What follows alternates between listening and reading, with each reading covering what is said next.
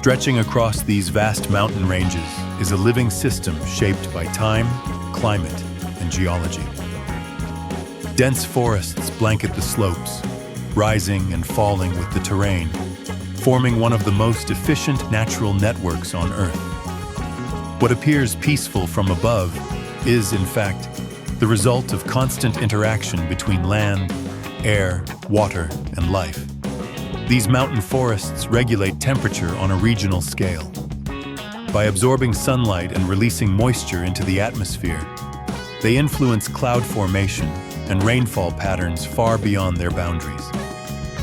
The mist drifting through the valleys is not random. It is part of a continuous exchange between forest and sky.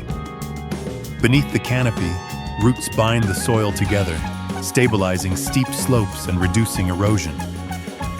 During heavy rain, the forest floor absorbs water like a sponge, slowing runoff and preventing destructive floods downstream. In drier seasons, this stored moisture is gradually released, feeding rivers and sustaining ecosystems across entire valleys. These environments are also critical reservoirs of biodiversity. Countless species of plants, insects, birds, and mammals depend on the layered structure of the forest for survival.